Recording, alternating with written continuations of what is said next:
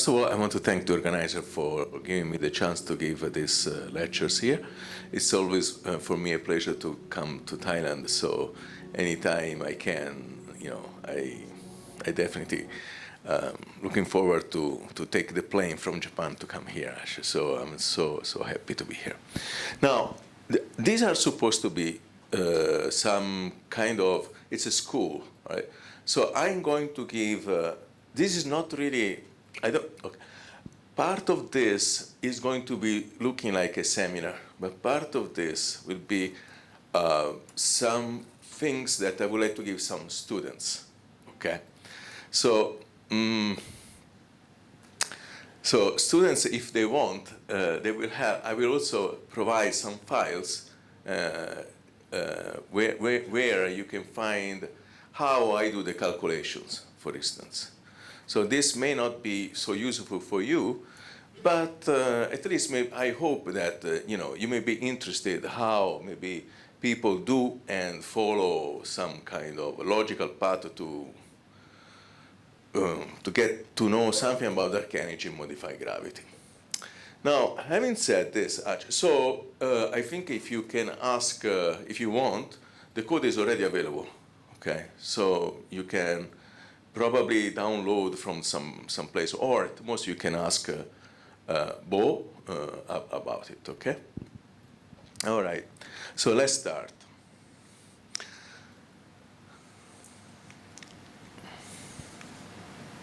Okay. So I'm going to maybe the first lecture is one of the most important because I want, and I'm going to go overlapping a bit with what Nandan said yesterday, but I think it's going to be useful actually. So the first thing is dark energy modified gravity. So the point I want to make is that we need dark energy because we have evidence for acceleration. Okay, and if the universe would be decelerating, we would not need anything special like dark energy because every matter field would any known matter field would let the universe decelerate actually. Okay, this instead is completely different. So the first thing is that we have direct evidence, model independent. And by saying this is an evidence that comes from low redshift, okay? And again, if we assume some light propagating along incoming radial geodesic, we have that in flat space, the co-moving distance is equal to this integral over here. And these are co-moving distance, means the co-moving coordinates. Think about co-moving coordinates as your desk seat, okay? You are not changing your desk seat, but the floor may expand. So even you don't change your desk position, so I am maybe two desks far from you, that coordinate distance is not changing in time, but if the floor expands, our physical distance will change. So if you want, this is what the analog of the desk distance, this dr, okay? It's not going to change between a source and an observer, which are supposed to be fundamental observers, which we don't move with respect to the homogeneous background. Now, having said that, the fact that this is actually constant leads to a mathematical property that a delta t of emission time is not equal to delta t of observer time. Okay, this is purely a consequence of the emitter and the observer not moving from their desk positions. Okay, R is constant, and if it's R is constant, you can actually find this mathematical equality. On top of that, we have the luminosity distance. The luminosity that we observe, it's on a sphere radius of surface for pi d square, for pi a0r, and L is the one that we observe. But if we define the redshift in this way, so again, as we said before, delta T observed is related in this way by delta T of emission. And because delta T is also inverse proportional to the omega, if you find in delta T one period, then also you related this one with energy to the -1, and the energy of the observer is related to this energy of the emission.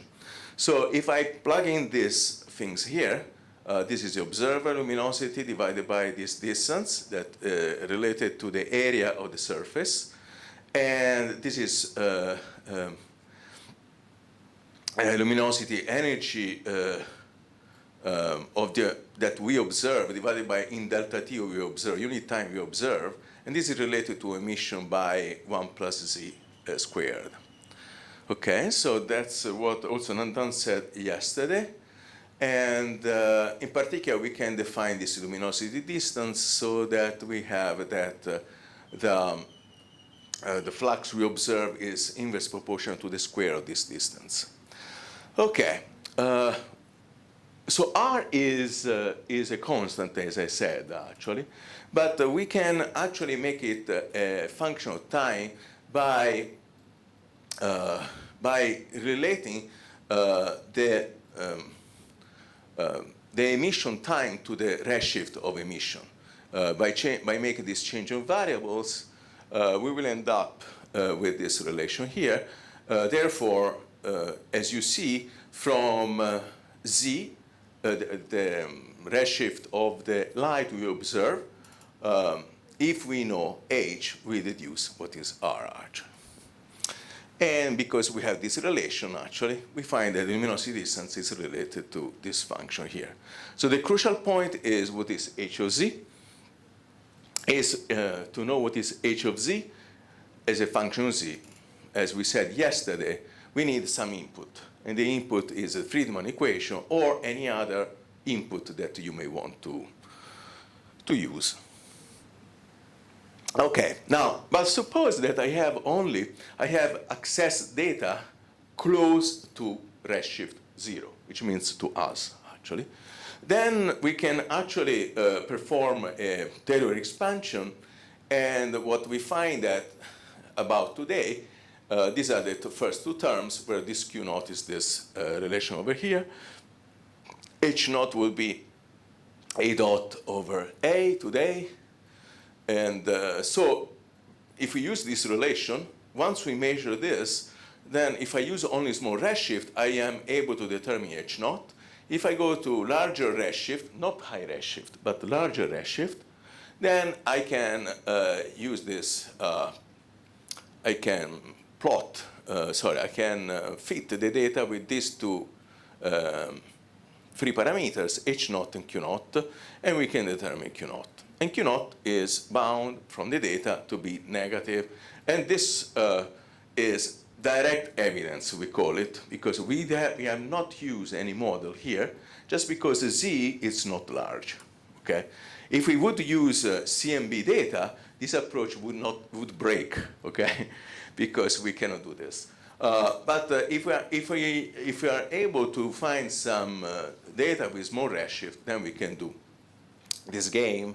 And essentially, up to before 1990s, cosmology was said to be the theory of two variables, because those were those two numbers were the things that people were looking for in the sky.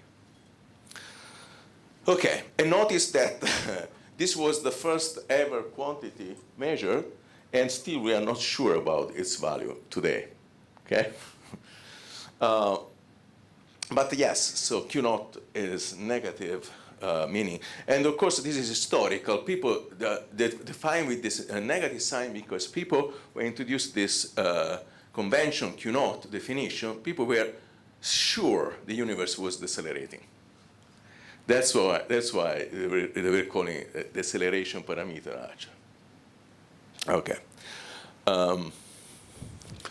Now, how to get the data, actually? So we look at the stars, and what we do is, once we have the flux, we can divide it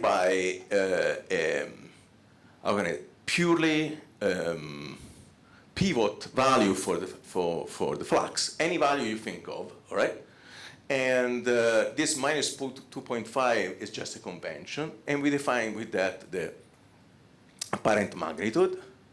And the absolute magnitude will be the same, but with the flux of an object at 10 parsecs. So the idea is that you have the same object at two different distances. One is 10 parsec, and the other one is wherever distance from you.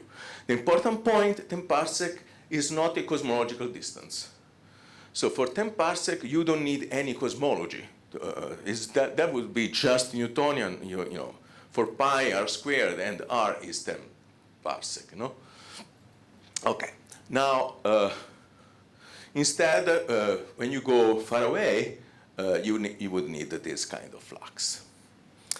So here would be the luminosity of emission divided by this pivot scale, and 4 pi 10 parsec square.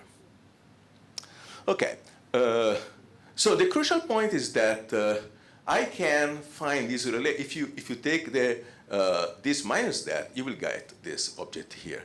Remember, yesterday there was a 25 coming out in Andans-Roy. It's just if you multiply and divide this fraction by 10 to 5, you will get the 5 coming out of the game. All right, now, having said this is an extremely simple law. And the physics behind is also simple. So to define this formula, it's, I would say, nothing very, very complicated. But there is an extreme complication in the assumption. And what it means is that you need to find two stars which are the same. And nobody tells you they are the same.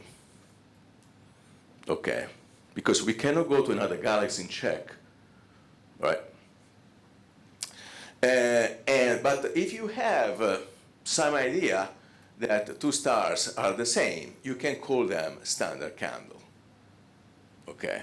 But the fact that the two stars are the same, that's an extremely complicated thing. Okay? By the way, you notice this M, if you want, this is just how can I say, a value which works, again, as a pivot value, okay? So what it means is that this must be known, also this. Because we know this, we observe this. If we don't know this, we don't know the L, okay? So we should have an idea how to get this capital M. To find capital M, we call it to be a calibration, okay? So we have two issues. One is less important, less dangerous, which is to find capital M, the calibration. But the second part is much more intricate because it requires lots of knowledge of astrophysics, the fact that a standard candle is a standard candle.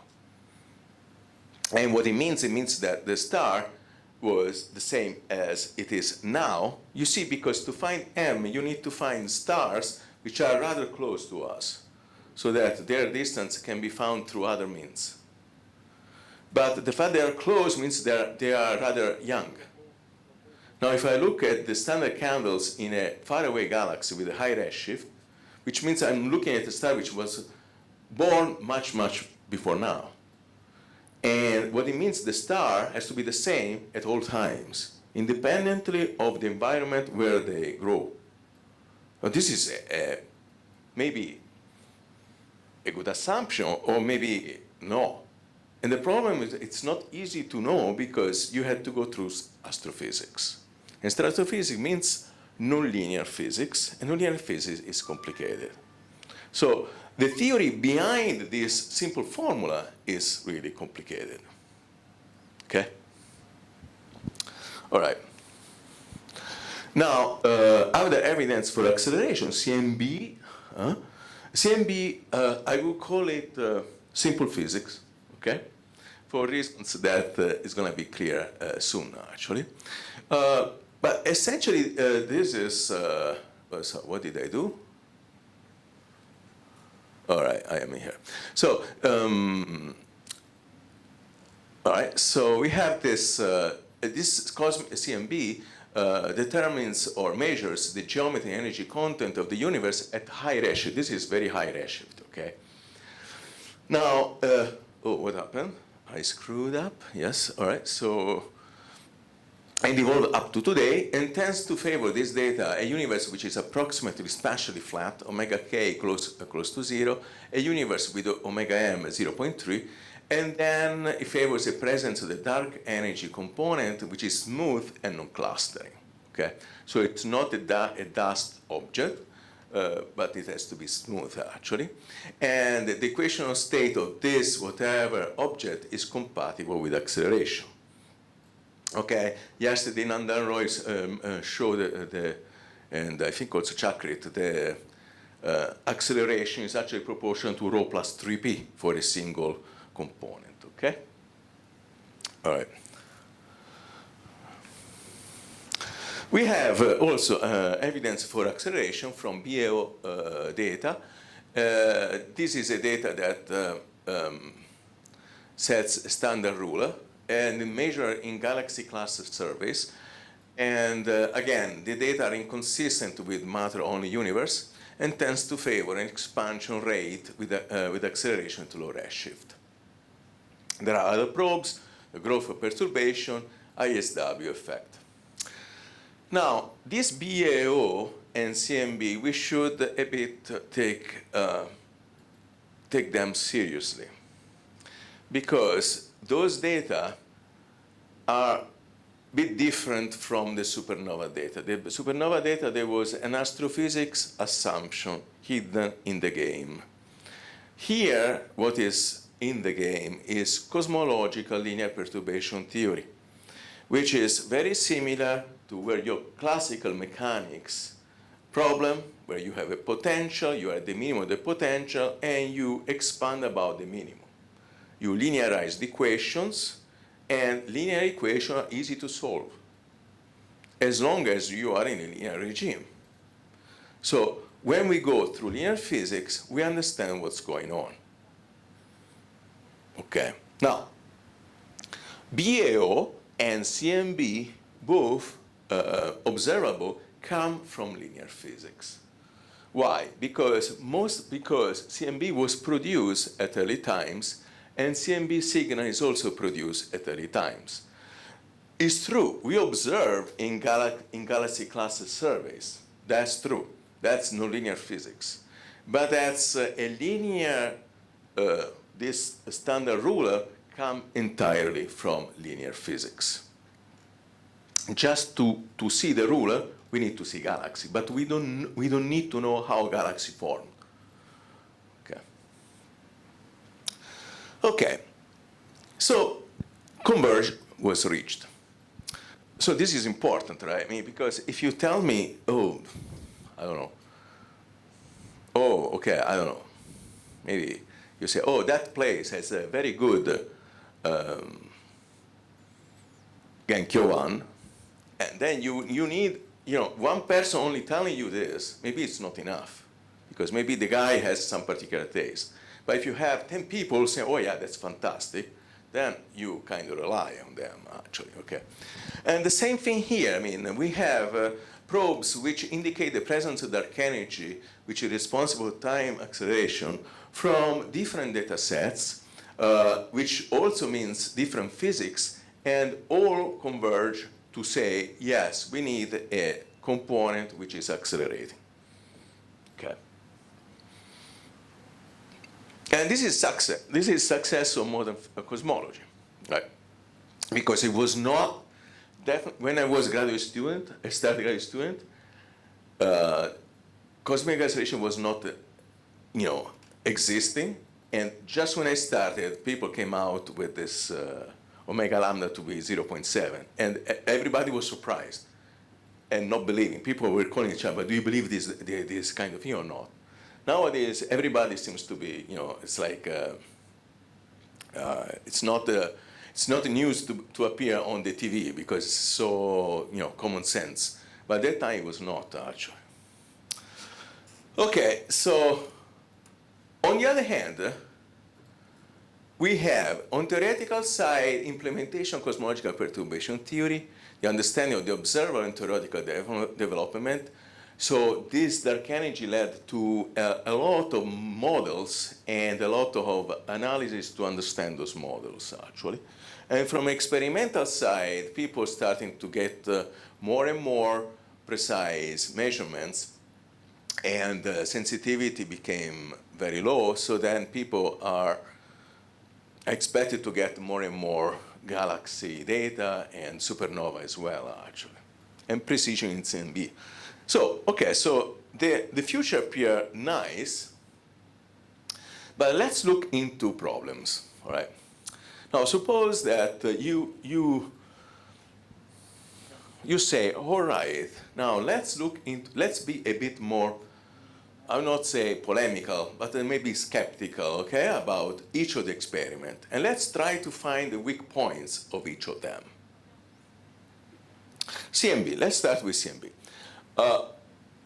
This part makes CMB simple because perturbation theory, it's really linear theory, so we can solve the equations very easily. And this is what we do usually with Boltzmann solvers, okay? The Boltzmann solver is just a linear integrator of differential equation, couple differential equations.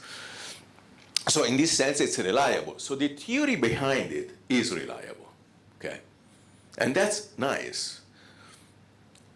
I will tell you some caveat, okay? But that's nice.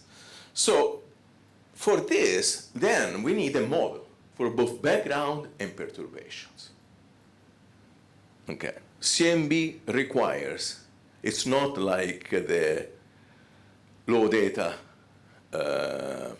stars, standard candles. No, this happens at a high redshift, so we need a model which describes both perturbations and background.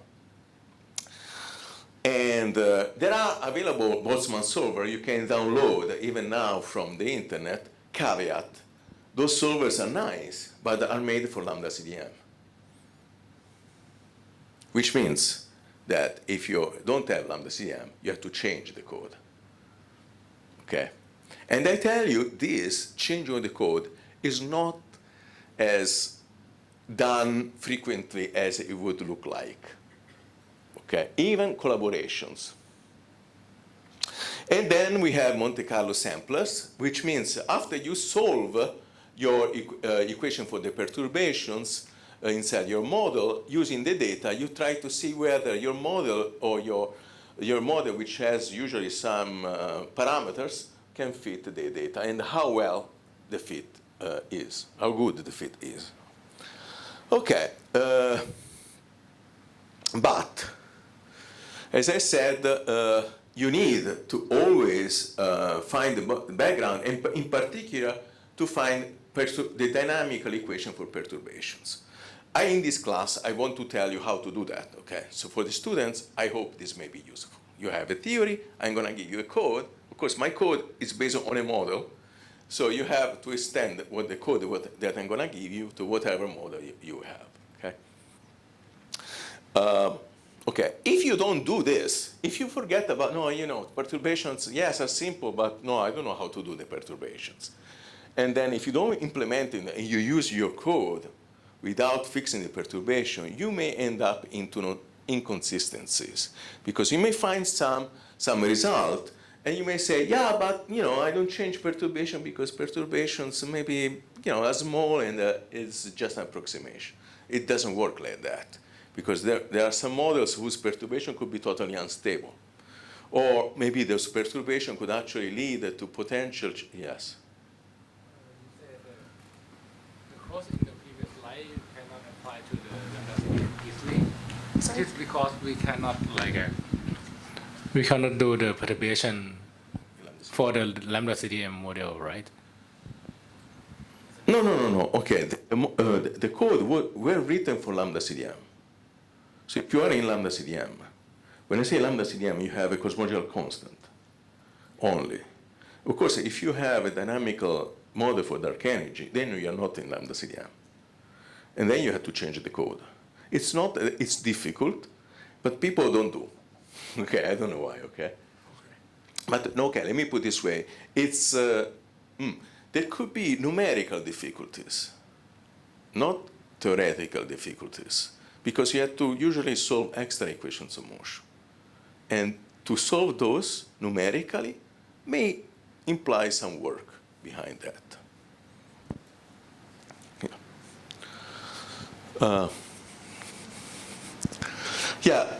As I said, this is mostly all the constraint we have, it's on linear physics. However, CMB also gives an idea of what is the matter power spectrum. Matter power spectrum is related to nonlinearities, actually. So there is part of the outcome of the observable which is a little bit related to nonlinearities, but this is a kind of side, smaller prediction from the CMB.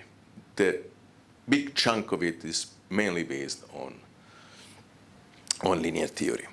There is a possible problem, this AL anomaly. What is this? So if we look into Planck introduced a fake parameters which has to be, which if everything is consistent with lambda CDM, it should be 1.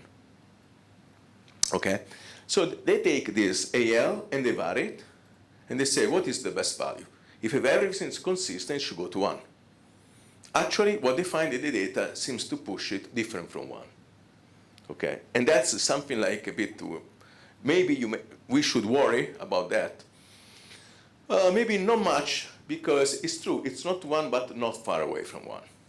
Okay? And 1, it's inside the 2 sigma, so it's not too much different.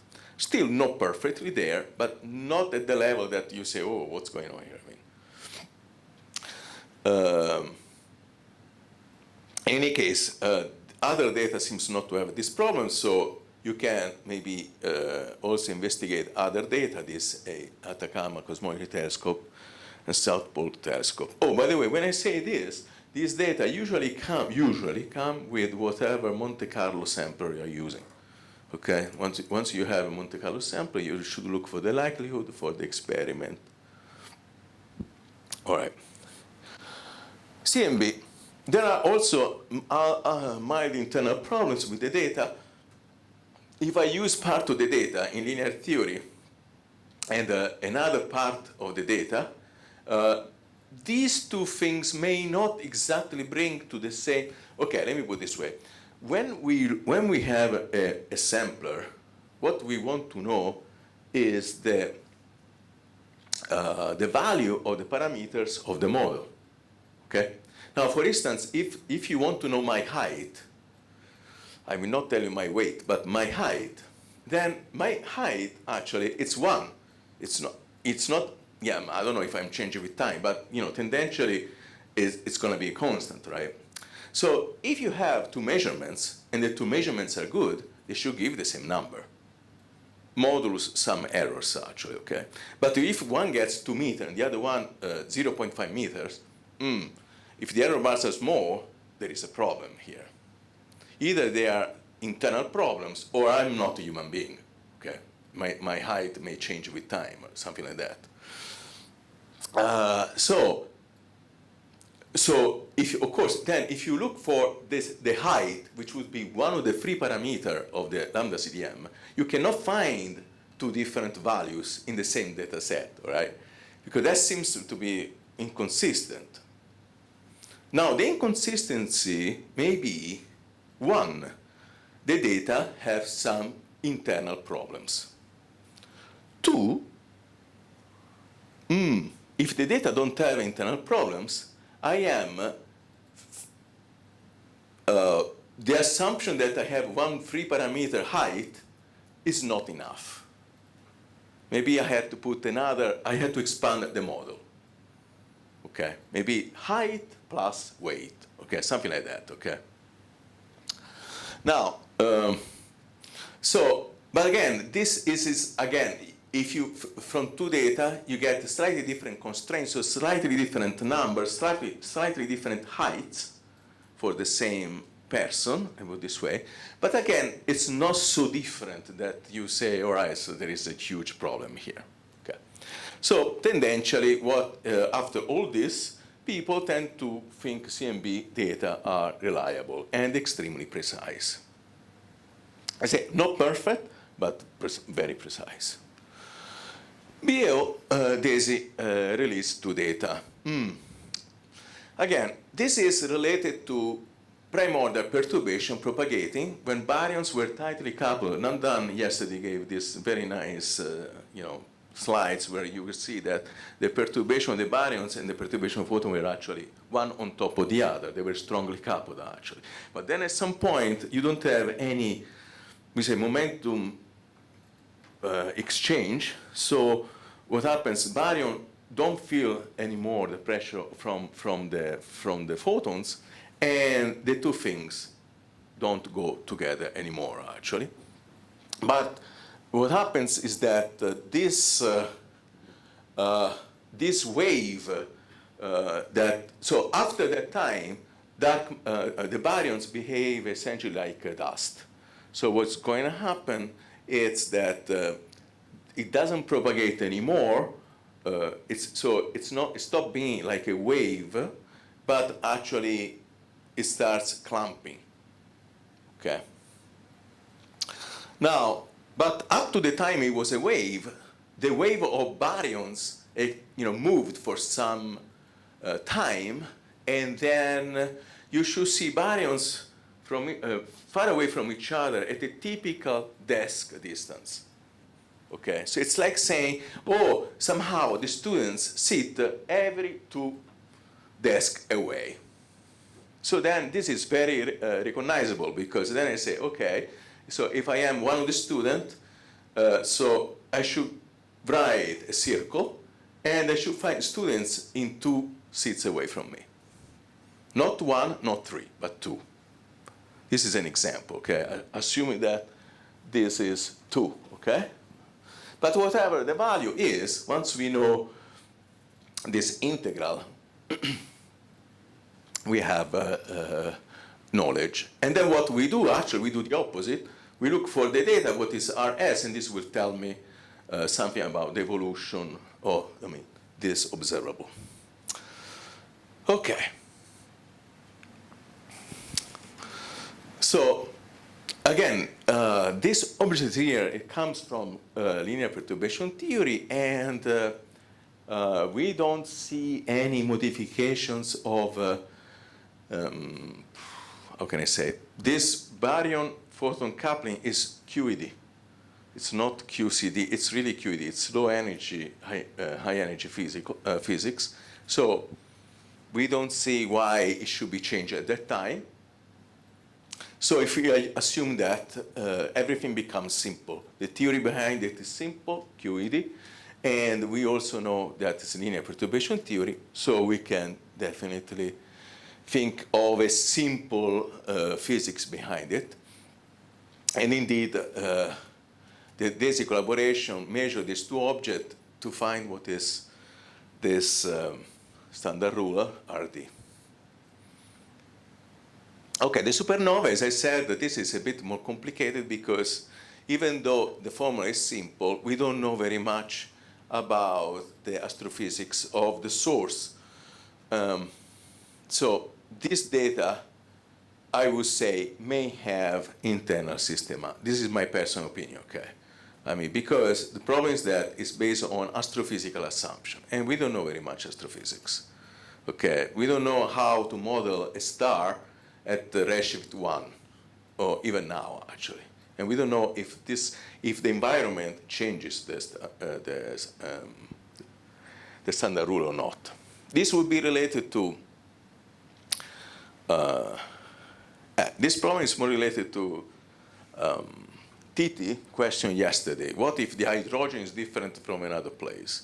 I would not call it hydrogen, but what if a star would be different in another place because of environment and other possibilities? Okay, but in any case, there are, as I said, there are lots of supernova data coming, and these are the 3 most used. Notice that DESI 5 was revised in November 2025. So it means that they go into internal revisions, and sometimes they find some little mistakes, and they correct, actually. So this data set, different calibration, modeling treatment. I particularly like DESI-5 because DESI-5 does not use M. So in that formula, what they do, they integrate your chi-square over all the possible values of M. So your final chi-square is not M-dependent. So you do that when you don't know very much what is capital M. So you don't know the calibration. So this DESI-5 is independent of the calibration M. Of course, when you do that, you lose information, and your data becomes less constraining. But I think it's a good price to pay. But still, even DESI-5, sorry, that's DES year 5, okay? It's not DESI, okay? DES year 5. Even those data there, we don't know whether really the standard candle is a standard candle. That one we cannot do anything. Okay, as I said, this is a calibration. I put this slide because there is a bit like calibration war at the moment between groups, different groups, especially in the US.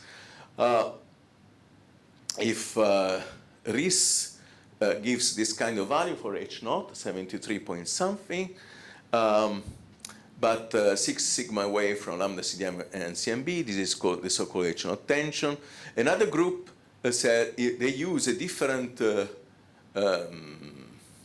standard candles, tipo the red giant branch, and they find 70 point plus or minus 1. You notice the difference in these two numbers, actually. And this is much closer to CMB and lambda CDM. But according to this other paper, Friedman results do not include all available tipo the red giant stars. If you include all of them, you get 72, 73. So as you see, here there is a battle going on between two groups that says two different numbers. It's not clear. I put dots because I have no idea what's going to be the end of the story, actually. We may need to find maybe gravitational waves, but they seem to be slow to give us some value of H naught with enough precision to distinguish among these two values. But for both groups, JWST confirms HST data, actually. Okay, now, let's see. Oh, something is missing, I think.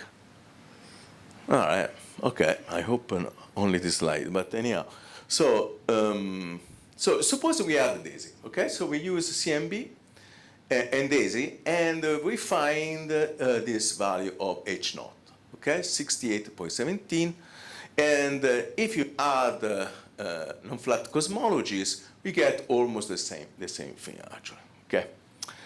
Now, is it inconsistent with local measurement of H naught? Yes, if you use RIS, but if you use Friedman, not very far away, actually. So according to this group, H naught tension does not exist very much. Still unclear. Let's see. Okay, no, the slide is here, the one I wanted. Okay. Now let's see how well lambda CDM fit CMB DESI data. Okay. Now, why is this? Let me give you an example. Suppose I have some data which are this. Okay? For some variables as a function of another variable. Okay? Now, suppose I make a model which is just a straight line. Okay? And the model, let's say y is equal to m, I can change m. If I do the fit, I will find that m is equal to something plus or minus something. So I will always find m best plus or minus something. But that doesn't mean that it's good fit. Right? So what I can do, I say, okay, let me change now y is equal to mx plus b. And now I have two parameters, and I have this, actually. Again, I will find that now two parameters. So will have two best fit, two error bars, but the fit will probably be much better. Okay? So only give you plus or minus doesn't tell you anything, whether the fit is good or not. You have to look at the fit itself, which means something like the chi-squared. Okay. After you know the chi-squared, you have, oh, okay, right? So let's look into lambda CDM using this table comes from the DAISY paper, official paper. Okay, it's not me. There will be something mine, but later on. This is purely DAISY data. Now let's see what they find here. You notice that lambda CDM, if I use only CMB data, they find that omega matter is 0.3 plus or minus. Okay? Again, we don't know whether the fit is good or not, but we have a number. This is H naught is 67. Okay? Now let's look into DAISY. DAISY 0.29. H naught is not reliable. And let's look into now CMB. If I use omega k is the curvature. Notice flat lambda CDM is a subset of curvature when omega k equal to 0. So it's an extra parameter. So you notice that if I put omega k, omega m goes 0.35. And you should be a bit worried about this. Why? Because if my height it's 1 meter and 70, I added 1 centimeter to my real height, then what happens is that every data set should tell me 1.7. But here I am adding a parameter, and omega m wants to go away, 0.35. We change it quite a lot, actually. What it means that the flat lambda CM is not the best fit.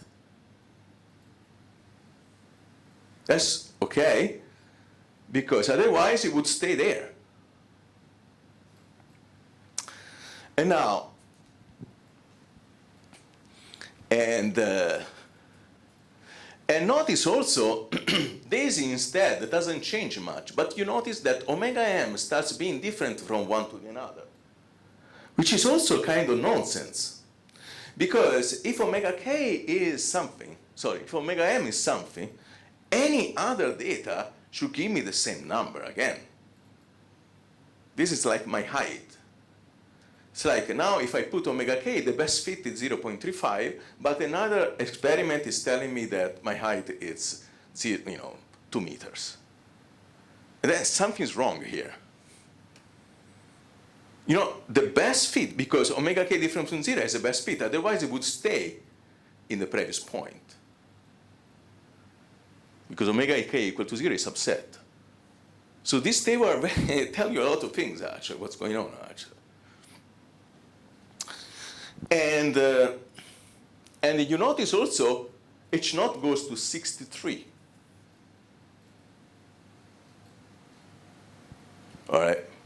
So when we say Planck lambda CDM gives you 69, 60, you should say, well, this is not really true, because omega k is one parameter of the lambda CDM, and the best fit goes into 63. Okay, and this is all right. You may say, okay, the error bars became a bit bigger. Yes, but it's still 63. So 73 is like bye-bye. Okay? Right, so already lambda CDM is interesting because it's going to tell you something which is already you should worry about something going on. And in particular, you should worry the fact that if you put omega k, you get a better fit. In fact, some people said, okay, then the universe, omega k, in this case, I think maybe, yes, negative, which means it's actually a closed universe. Okay, because we have k over a squared, you bring on the other side, omega k is negative k over a squared, right? So then it's closed universe, and people say, okay, maybe we have a closed universe. True. If we only keep these two data and no other theory, you should end up saying you have a closed universe. But the point is, if you add another data, which is going to be the supernova, omega k goes to 0 once more. Which is, again, something that is, any data should give me always the same result. My height is 1.7. It's not data dependent, okay? All right? But this is maybe just an indication that maybe lambda CDM is not the best fit. Because if it was really reality and best fit, 1.7 meter all the time, no matter what data you are using, unless we do mistakes in the data. That's another point. Okay. Excuse me. Yeah. Why there is no predict values of H0 for the pure DAISY data? Yeah, because yes, so DAISY doesn't really see H0. Okay, he gives constraint on E. H over H0. So on those parameters, which means omega m, omega lambda, then you will get a constraint, but not on the real value of H0. Okay, so this is, if you want, yeah, I mean, unfortunately, this itself does not. But before DAISY, DR2, BAO data were considered to be compatible with. These data are not compatible with the lambda CDM. You understand? Because DAISY wants to go to a different parameter space of flat lambda CDM. Before, the data were not so precise, and people were using together. Okay. It's like saying, suppose lambda CDM gives you suppose lambda CDM gives you this input, but now BAO data were this one, and then it's compatible, but now you actually find this one. And now you cannot use really very much this data combined to CMB because they are not compatible, okay, in a sense. Yeah, okay, so now this was lambda CM. The point that the DAISY data wanted to say is, let's also look at different models, WCDM, which constant W, and W0 WACDM, which there's this model of dark energy. Okay. Notice DAISY did something that before I criticized the DAISY collaboration, because these models are kind of nonsense in perturbation, typically. Okay? This leads to ghost particles, and typically also, if you consider them as perfect fluid, instability in the perturbations. So if you do the perturbation for these models, you typically end up into problems. So what they did, they didn't implement perturbation. They left lambda CDM, purely lambda CDM at the level of perturbation, and only modified the background, which is inconsistent with what I said before, okay? But they did. I don't know why, but they did. Maybe because it's simpler, but it should not be done like that. Now, let's look into WCDM. Let's look into this, actually. If I use WCDM is, if I only use CMB, this is not DAISY, this is purely lambda CDM, I get H0 85 and W becomes minus 1.55. Now, you see, whoa, WCDM is a theory for which lambda CDM is a subset when W is equal to -1. Okay? When W is equal to -1, you get lambda CDM. Now, W is -155. So it's like, wants to go away. So CMB alone wants to go away from that. And it gives H0, which is 85 best fit. So the value of H0 coming from CMB is strongly model dependent. So if somebody says, oh, Planck gives you 69, it's not true. For some models, yes. For some other models, don't. Okay, for instance, as you see here, best fit is 85. So it goes even beyond shoes. It shoots over, actually. Okay. Now, if you add Daisy alone, will give you this. And now look into this, actually. CMB alone, 0.2 for omega m, and Daisy is almost 0.3. Huge difference. Again, there is some problem. Because, again, if WCDM was the model, you should find always the same number, whatever data set you take as best fit. But now you get 0.2 and 0.3. And the error bars are not very large. Huh? They are both very precise.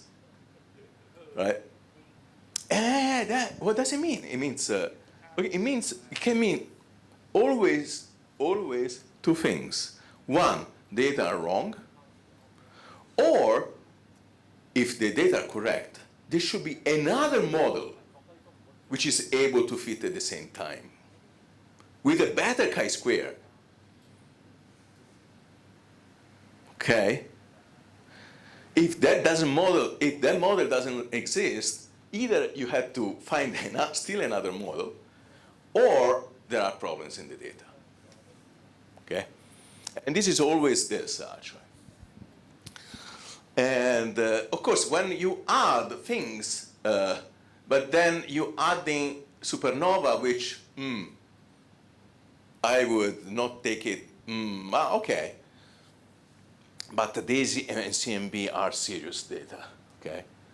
Simple physics, so trustable. All right.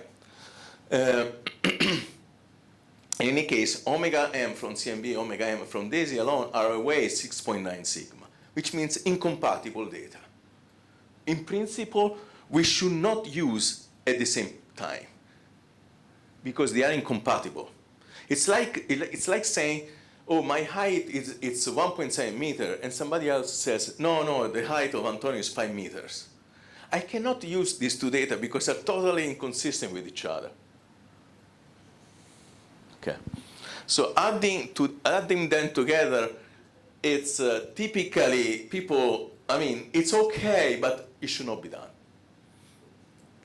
All right, now let's look into this W0WA, which is also called CPL, and maybe after this we can close the lecture, okay, the first one.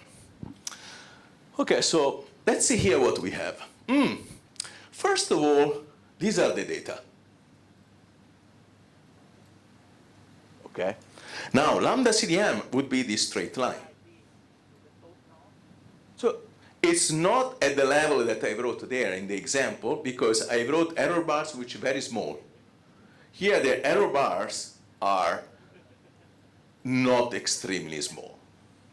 Okay. But you understand that whatever this line is doing, it's going to be better fit than this line here, even by eye. Okay? And WCDM model was a model which was a constant, it was allowing this line here to be down. Okay? Now, this data here, this is called CPL, parametrization. Let's look into this, omega m, 83. So huge. CMB likes, alone likes very, very high H naught. Daisy, 0.35. And you immediately notice omega m is totally different, even in CPL. So CPL has a fantastic fit, yes, but CMB and Daisy are inconsistent. CMB gives you omega matter, which is 0.22, and the other one 0.35. So 7.1 sigma away, totally inconsistent. What it means? It means, again, the data have problem, or there should be another model which fits the data better. And after we find that model, we should find at the end, they give the same value for omega m. Yes? Suppose we are comparing this, here we are,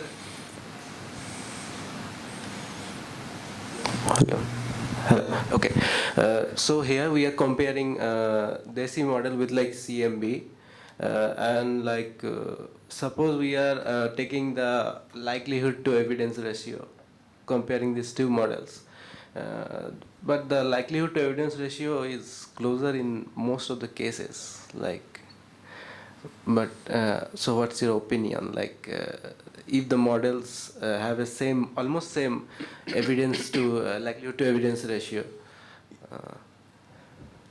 Yeah, I mean,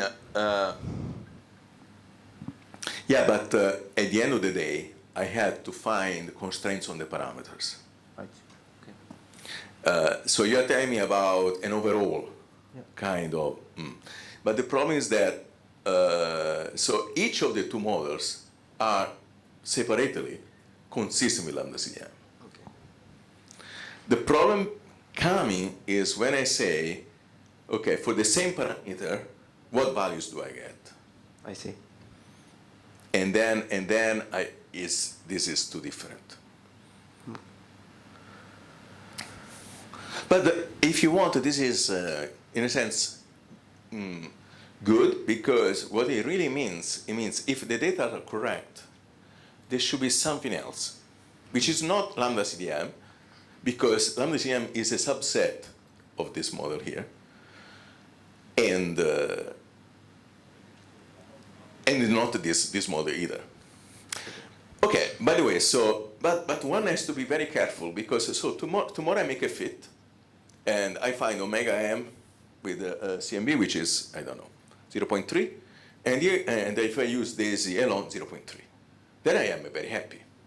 It's not enough. I had to check the chi-square of this model. Because if this chi-square is much worse than this guy is going to win. You see what I mean? All right, so it's a better model than lambda CDM, but still we do not know what's it looks to me that there is more things to dig, larger than -1. So if you are a student, you should worry anytime you have a model which gives you W less than -1, okay, in principle, unless you know that your model is okay. Now people try to find models which are okay. All right. Now, let's see models that don't work. For instance, a perfect fluid cannot be stable in this regime because perturbation analysis tell you that W must be larger than 0, not even less than 0 work. Because CS squared, the speed of propagation, is the propagation speed of the mode, the squared propagation speed of the mode, which is positive, not negative, is equal to W. And if W is negative, you get a nonsense. Okay, you don't. Now, quintessence field also, by definition, as by construction, rho plus P is positive, and 1 plus dark energy is positive. So therefore, you cannot get acceleration. Okay. Okay. Let me say a second thing about quintessence. Quintessence as a rho which is 1/2 phi dot square plus potential. and the pressure of quintessence 1/2 negative phi dot square negative potential. Okay? Now, what you find at rho plus p, it's phi dot square, which is greater or equal than 0 in any possible way, right? And then we have also, if we want to have acceleration, we need to set that rho plus 3p is negative. Now, if you do rho plus TP, what do you get? You get 1 dot phi dot square plus v plus 3/2 phi dot squared, and then you have 3p, so negative 3v.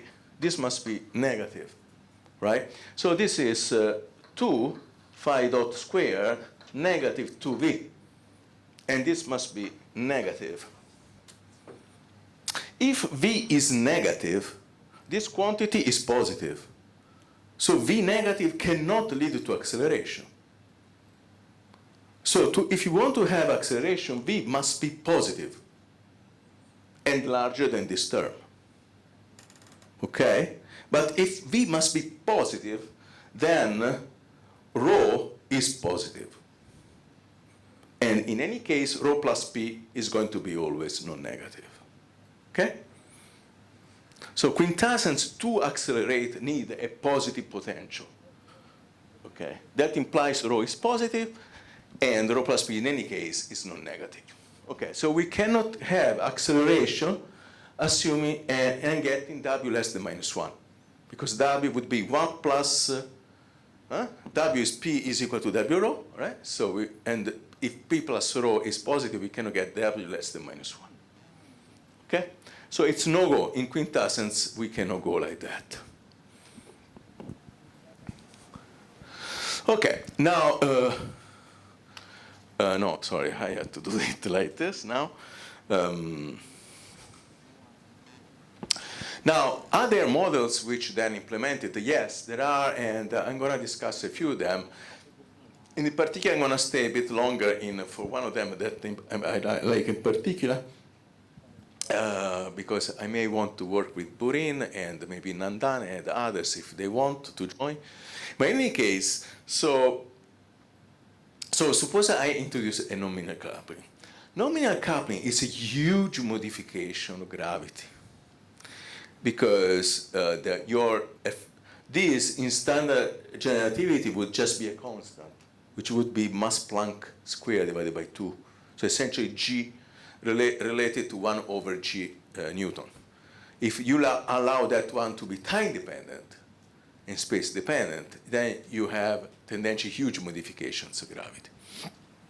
But so indeed, if you want to be consistent with the data, then typically what you have is this very strong constraints on f of I and also on the time derivative of f of I, which means time derivative of the effective Newtonian constant, and therefore you don't have much room to play here. So this model I will not consider to be satisfactory, okay? Because yes, maybe you can play the role at the level of cosmology, but in the solar system you screw up several things. Now let me study this one, which is actually quintessence. This one doesn't work with the no, it doesn't work. Okay, forget about it. All right, so then, this slide here, it's, okay, people discuss the following. Okay, I just showed you that this model with quintessence cannot lead you to W less than -1. But some people, they say, okay, but what is still, if I want to find the fit of the data, what kind of fit do I have? Can I improve the fit over lambda CDM or not? And, okay, so here I show you something that we will see later on in the calculations. But so there is X, which stands for the kinetic field of the scalar, and V is the potential, and Sm is the matter Lagrangian, which is here, it's a perfect fluid. If you don't recognize it as a perfect fluid, we are going to see it later, Okay? This is a very convenient action to determine a perfect fluid.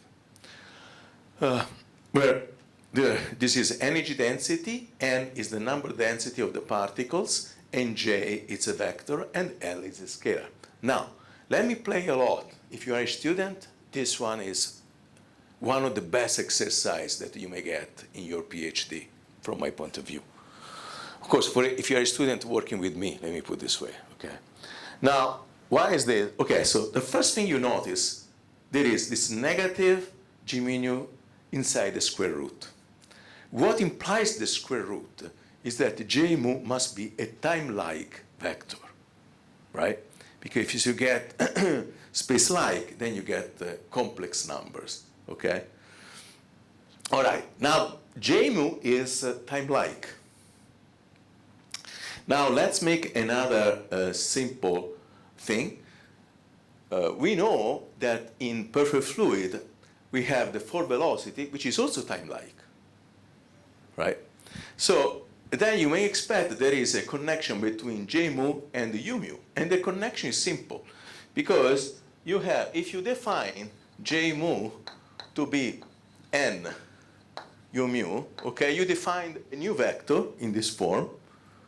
Okay, n is a function of j mu, so what it means that for any j mu you can find the u mu, and what happens there, you will get n is equal to square root of negative n square g mu nu u mu u nu.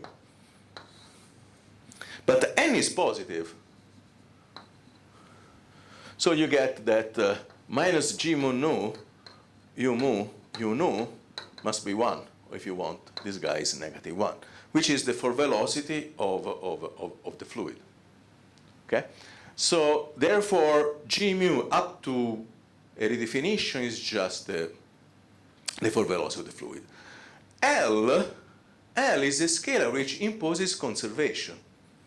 Because if you find equations of motion for L, you will find that d mu, j mu equal to 0, right? When you take variation with respect to L and integrate by parts, you get conservation of j mu. But this is nothing but n u mu. And this is conservation of the number of the particles of your fluid. Okay? So then rho n, so there is a in principle we have to take variation with respect to g mu nu. And when you do the variation with respect to g mu nu, you will find that we will get rho plus p u mu u nu plus p g mu nu. Okay? So we'll find your t mu nu for a perfect fluid. And if you find the variation with respect to j mu, you will relate u mu to proportional to g mu nu derivative of L. So L describing essentially the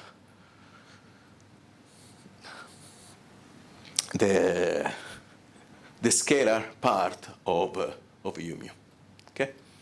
All right, so in one of my calculations file, you will find that I have studied this Phayao, and I may want to go over it for a little bit. But okay, so people discuss what's the best fit for this case, and look for that. They chose this potential here, which is positive, so we may get acceleration. And using this data, let's see what we get. Let's see. Now, what I want to show you here is the chi-square. This is the first time in the slide I show you the chi-square. Okay? And also, there is this log of b. When delta log of b is above 5, you get that one model with respect to lambda CDM is very much preferred. Okay? Now, this one is CPL, the one that I was telling you. You see, you get 6.84. So what it means is the chi-square of this model is much less than flat lambda CDM. And you see it's about 20. It's huge. Chi-square 20 means e to the minus chi-squared divided by 2. So means that lambda CDM is e to the minus 10 less probable than the other. Okay? And, but what you notice here that these models of quintessence are, preferable with respect to lambda CDM, but still less preferable with respect to CPL, which really means that, yeah, the data seem really to like W phantom crossing, less than -1 going to +1. So yes, you have a better fit with quintessence, but not the fit that would give you a better fit with to CPL. Okay, now this is the end of the slides for the first lecture.